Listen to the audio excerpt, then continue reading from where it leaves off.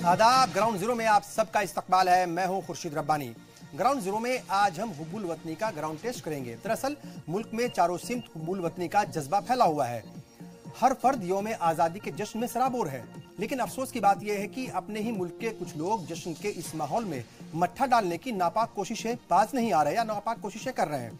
ये बात किसी से छिपी नहीं है कि इस मुल्क की आज़ादी में मुसलमानों और दीनी मदरसों ने पूरी शिद्दत के साथ कुर्बानियां दी थी, लेकिन फिर भी कुछ लोग इस पूरे मुद्दे पर गंदी सियासत करने से बाज नहीं आते और बार बार मुसलमानों और मदरसों की हुब्बुल वतनी पर सवाल खड़े करते हैं।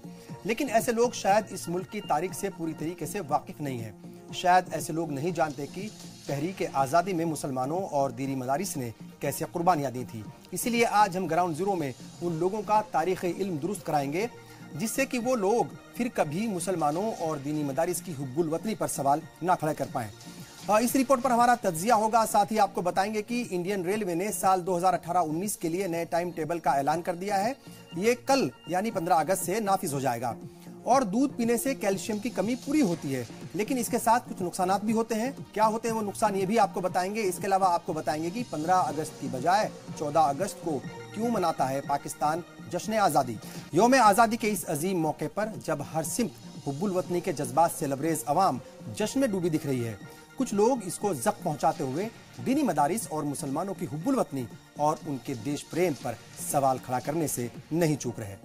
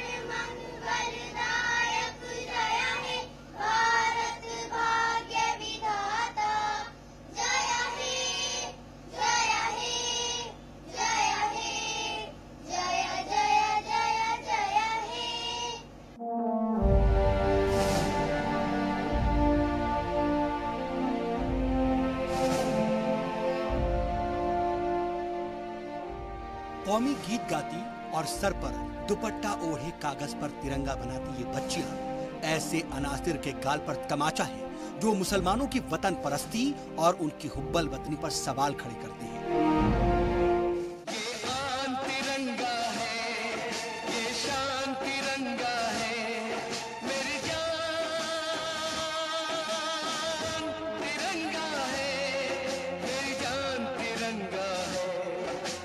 मुल्क अपने 72वें यौम आज़ादी के जश्न में सराबोर है। चारों सिमत में हुब्बुल वतनी और वतन परस्ती के जज्बे से लबरेज लोग इस जश्न में बढ़ चढ़कर हिस्सा ले रहे हैं। क्या हिंदू, क्या मुसलमान और क्या सिख और ईसाई, हर मजहब व मिल्लत के लोग यौम आज़ादी के इस जश्न में सराबोर हैं। लेकिन अफसोस कि कुछ अनासिर अपने नापाक मंसूबों, घटिया सियासत और अपने गले में पड़े फंदे को कसने से बचाने के लिए इस पुरअमन और जश्न के माहौल में नफरत घोलने से बाज नहीं आते। शिया वक्फ बोर्ड ने वक्फ संपत्तियों पर चल रहे सभी स्कूल, कॉलेज और वैद मदरसों को निर्देशित किया है कि वो 15 अगस्त के दिन झंडारोहण कार्यक्रम में राष्ट्रीय गान के बाद भारत माता की जय का नारा जरूर लगाएंगे।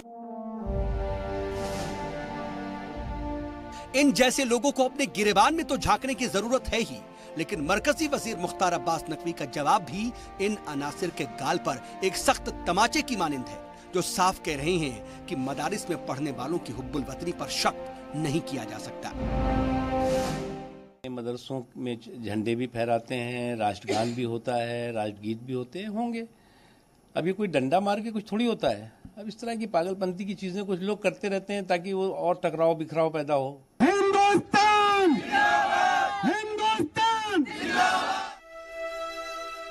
वहीं मुस्लिम उलेमा भी मुसलमानों और मदारिस की हुब्बुल वतनी पर सवाल खड़े करने वालों की सख्त मजम्मत कर रहे हैं। मदरसे कभी भी और किसी मैदान में देश के प्रति कुर्बानी देने में, देश के प्रति अपने जज्बात का इजहार करने में पीछे नहीं रहे। सारे मदरसे अपने के यहाँ राष्ट्रगान करते हैं, तिरंगा फहराया जाता है। आज़ादी मुल्क किसका है? मेरा मुल्क है। हम अपने मुल्क की आज़ादी का जश्न नहीं मनाएंगे तो क्या पाकिस्तान वाले मनाएंगे? हर मदरसे के अंदर, मस्जिदों में, मुस्लिम मोहल्लों के अंदर तिरंगा फहरता है, देश की आज़ादी का जश्न मनाया जाता है, देश के गणतंत्र दिवस का जश्न मनाया जाता है। कभी सरकारी फरमानों तो कभी मुतनाज़ा बयानों के जरिए वक्तन फवक्तन मुसलमानों की हुब्बुल वतनी को कटघरे में खड़ा किया जाता रहा है। लेकिन ऐसे लोगों को सबसे पहले तो अपने गिरेबान में झांकना चाहिए और फिर मुल्क की तारीख का सही और ईमानदार तज्जिया करना चाहिए, जो जंग आजादी में मुसलमानों की तारीख से लबरेज है। 15 अगस्त और 26 जनवरी के मौके पर मुस्लिम इदारों पर शक करने वाले लोगों को फिर से अपनी सोच पर गौर करने की जरूरत है, क्योंकि उन्हें किसी ने यह हक नहीं दिया कि वो किसी को हुब्बुल वतनी का सर्टिफिकेट बांटे। दिखावा करने से कोई बड़ा देशभक्त हो ये जरूरी नहीं होता, इसलिए शक नहीं बल्कि यकीन को बढ़ावा दिया जाए तो बेहतर होगा। कैमरामैन जितेंद्र के साथ जी मीडिया के लिए दिल्ली से मैं शोएब रजा।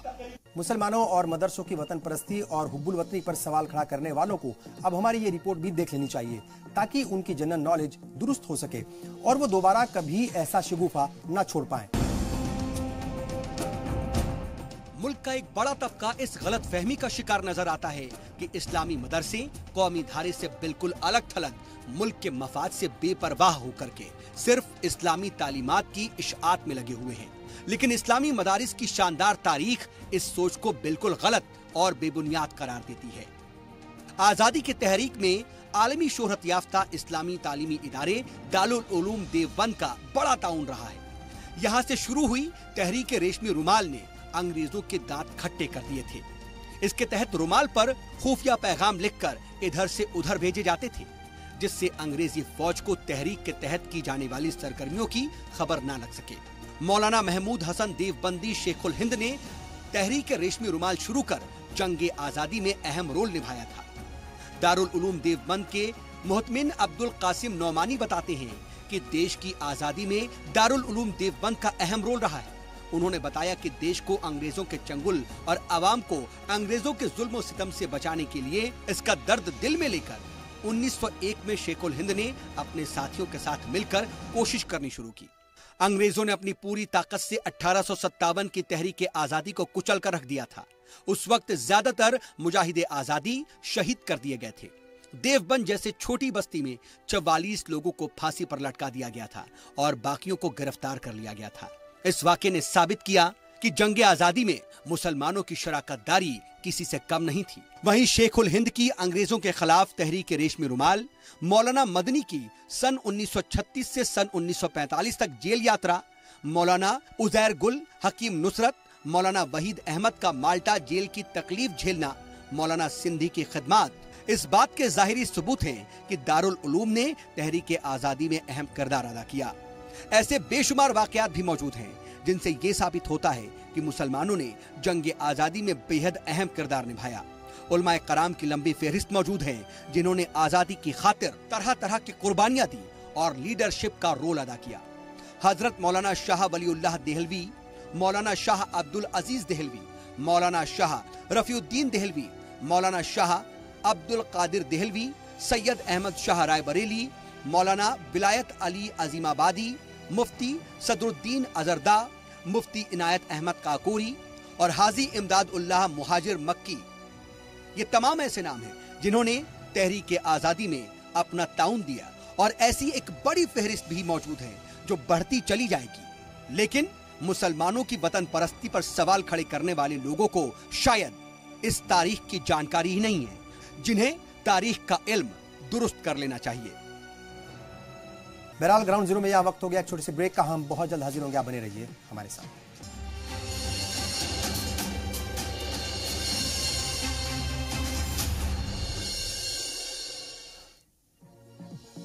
ब्रेक के बाद एक बार फिर आप सबका इस्तकबाल है ग्राउंड जीरो में। आज हम बात कर रहे हैं मुल्क के मुसलमानों की वतन परस्ती और हुब्बुल वतनी पर सवाल उठाने वालों की, जिन्हें हम बता रहे हैं कि जैसा वो सोच रहे हैं दरअसल हकीकत में ऐसा कुछ भी नहीं है और हकीकत उसके बिल्कुल उलट है। दरअसल मुल्क का एक तबका इस गलतफहमी का शिकार है कि इस्लामी मदरसे कौमी धारे से बिल्कुल अलग थलग होकर के मुल्क के मफाद से बेपरवाह होकर सिर्फ इस्लामी तालीम को बढ़ावा दे रहे हैं। लेकिन अगर इस्लामी मदरसों की शानदार तारीख पर अगर हम गौर करें दरअसल वो उलेमाए किराम ही थे जिन्होंने 1857 की जंगे आज़ादी में अपनी जान की कुर्बानियां दी। फिर वो भी उलेमाए किराम ही थे जिन्होंने शेखुल हिंद मौलाना महमूद हसन मदनी और मौलाना अबुल कलाम आज़ाद के साथ जंगे आज़ादी में हिस्सा लिया था। जिन मुजाहिदीन और उलेमाए किराम का जिक्र हमने अपनी रिपोर्ट्स में किया, ये सब उलेमाए किराम मदरसों की जो है वो तालीम हासिल कर चुके थे या मदरसों में तालीम इन्होंने हासिल की थी। इनमें वो उलेमाए किराम भी थे जिन्होंने जंगे आज़ादी का आगाज किया और शाह अब्दुल अजीज और फिर सैयद अहमद शहीद की निगरानी में काम किया और इसके बाद भी जंग को जारी रखा। और सिर्फ माजी में ही क्यों, दीनी मदारिस तो आज भी यौम आज़ादी और कौमी त्योहारों में बढ़ चढ़ करके हिस्सा लेते हैं। भले ही उत्तर प्रदेश की योगी हुकूमत ने मदारिस में कौमी परचम लहराने को लेकर पिछले साल फरमान जारी किया हो, लेकिन इस फरमान से 2 साल पहले ही मुल्क के सबसे बड़े दीनी इदारे दारुल उलूम देवबंद ने सभी मदरसों को यह हिदायत दी थी कि 15 अगस्त और 26 जनवरी के मौकों पर जश्न मनाएं और मुख्तलिफ तकरीबात का एहतमाम करें। दारुल उलूम ने उस वक्त कहा था कि किसी को भी मुसलमानों की हुब्बुल वतनी पर सवाल खड़े करने का मौका नहीं मिलना चाहिए। दरअसल आज हमें एक बार फिर से हुब्बुल वतनी यानी देशभक्ति को फिर से समझने की जरूरत पड़ रही है। राष्ट्रगान पर खड़ा होना, तिरंगा फहराना या वंदे मातरम बोलना, ये तमाम वो बातें हैं जो सिर्फ हुब्बुल वतनी साबित करने के लिए बाहरी चीजें हैं या इजहार की बाहरी चीजें हैं। इन्हें करने से या फिर इन्हें करके कोई भी शख्स देशभक्ति का दिखावा भी कर सकता है। अब सवाल यह है कि क्या ये सब करने वाले लोग घोटाले नहीं करते, क्या टैक्स चोरी नहीं करते और क्या ऐसा करने वाले लोग मुल्क को भारी नुकसान नहीं पहुंचा रहे। ऐसे में सवाल यह है कि क्या सिर्फ दिखावा करने, झंडा फहरा देने या फिर वंदे मातरम बोलने से ही किसी की हुब्बुल वतनी या फिर मुल्क परस्ती साबित हो सकती है। इस सब के बीच सवाल यह भी है कि किसी भी तबके पर बार बार शक करने से हासिल क्या कुछ होने वाला है, ये बड़ा सवाल है। ये तमाम बातें उस वक्त और भी ज्यादा तशवीशनाक हो जाती हैं जब सियासत खुद इसका हिस्सा बन जाती है। उत्तर प्रदेश की बात अगर हम करें, उत्तर प्रदेश के जो सीएम हैं योगी आदित्यनाथ, जिस आरएसएस के वो करीबी माने जाते हैं, उस आरएसएस ने नागपुर हेडक्वार्टर पर 26 जनवरी 1950 से के बाद यानी 52 साल बाद 26 जनवरी 2002 को पहली बार तिरंगा झंडा फहराया था। यानी 52 साल के बाद जो है वहां पर झंडा फहराया गया था। तो फिर बहुत सारे सवाल पैदा होते हैं। और क्या इस बात को देखते हुए हिदायत मदरसों को दी गई थी, वहीं हिदायत आरएसएस के जरिए चलाए जा रहे सरस्वती शिशु विद्या मंदिर के जो स्कूल हैं वहां पर यह हिदायत नहीं जानी चाहिए थी? ये भी बड़ा सवाल है। क्या महज किसी खास मजहब या तंजीम से ताल्लुक होने से कोई देशभक्त या देशद्रोह हो जाता है? ये भी यहाँ पर सवाल जो है करना बेहद लाजमी है। मुसलमानों की मुल्क परस्ती को साबित करने के लिए यहाँ कई सबूत दिए जा चुके हैं और कई सबूत दिए भी जा सकते हैं, लेकिन असल में सवाल कुछ और है। हुब्बुल वतनी पर बहस हो और लोग मुल्क परस्त जरूर बने, इससे किसी को कोई परहेज नहीं है, लेकिन क्या रोजी रोटी, सिक्योरिटी और तालीम का सवाल मुल्क परस्ती का सवाल नहीं है? आखिर कब तक सियासतदान और हुकूमतें मुल्क परस्ती की आड़ में असल मुद्दों को छिपाती रहेंगी और कब तक ऐसे मुद्दों पर सियासत होती रहेगी? असल में इन सवालों के जवाब ढूंढना बेहद जरूरी है। और इसी के साथ आगे बढ़ेंगे। अब इंडियन रेलवे ने साल 2018-19 के लिए नए टाइम टेबल का ऐलान कर दिया है। नया टाइम टेबल कल यानी 15 अगस्त से नाफिज हो जाएगा। शुमाली रेलवे ने इसका ऐलान करते हुए कहा है कि टाइम टेबल के मुताबिक गाड़ियों की रवानगी और अराइवल के वक्त में बदलाव किया गया है, लिहाजा 300 से ज्यादा ट्रेनों का वक्त बदल दिया गया है। जाहिर तौर पर अब अगर आप कोई मतलब कहीं सफर कर रहे हो, रेलवे से सफर कर रहे हो, तो आपको घर से निकलने से पहले टाइम टेबल को जरूर चेक कर लेना चाहिए ताकि आप जो है वो ट्रेन को मिस ना कर दें। और इसी के साथ आगे बढ़ेंगे, बात करेंगे फायदे की बात की। हमें बचपन से ही ये बात सिखाई जाती है कि दूध पीने के कई सारे फायदे होते हैं, जैसे कि दूध पीने से हड्डी मजबूत होती है या फिर इससे कैल्शियम मिलता है। लेकिन इस सब के बीच दूध से हड्डियां मजबूत होती हैं या नहीं, ये अभी भी बहस का मौजू बना हुआ है। दरअसल एक स्टडी के मुताबिक, एक रिसर्च हुई है, उसके मुताबिक अमेरिका में दूध का काफी इस्तेमाल होता है, फिर भी वहां जापान के मुकाबले हड्डियों की बीमारियों के जो मामले हैं वो काफी ज्यादा हैं। यहाँ आपको बता दें कि जापान में अमेरिका के मुकाबले दूध का जो इस्तेमाल है वो काफी कम होता है। इसमें कोई शक नहीं है कि दूध में कैल्शियम होता है, लेकिन कैल्शियम का सिर्फ यही एक जरिया नहीं है, बल्कि राजमा, तिल, सोयाबीन में भी काफी मिकदार में कैल्शियम पाया जाता है। बहरहाल इसी के साथ आगे बढ़ेंगे, बात करेंगे आज की तारीख की। आज पाकिस्तान अपनी 72वीं यौम आजादी मना रहा है। 15 अगस्त 1947 हिंदुस्तानी तारीख का वो दिन जब हमारा मुल्क ब्रिटिश हुकूमत से आजाद हुआ था। लेकिन पाकिस्तान अपनी आजादी का जश्न हमसे एक दिन पहले यानी 14 अगस्त को मनाता है। पाकिस्तान में जश्न आजादी का जश्न जो है 15 अगस्त की बजाय 14 अगस्त को मनाए जाने के पीछे की भी एक बड़ी वजह है। दरअसल 14 अगस्त 1947 को पाकिस्तान को एक अलग मुल्क की मंजूरी मिल गई थी। इसी दिन ही लॉर्ड माउंटबेटन ने पाकिस्तान को आजाद मुल्क का दर्जा देकर सत्ता सौंप दी थी या हुकूमत सौंप दी थी। यही वजह है कि पाकिस्तान आजादी का जश्न 15 अगस्त की बजाय 14 अगस्त को मनाता है। और इसी के साथ वक्त हो गया है आपसे विदा लेने का। अपना ख्याल रखें, एक जिम्मेदार शहरी बनकर मुल्क को हर तरह की गंदगी से पाक रखने में अपना रोल जरूर अदा करें। कुछ देर के बाद देखिए आपकी बात बुशरा खानम के साथ। मुझे दीजिए इजाजत। आदाब।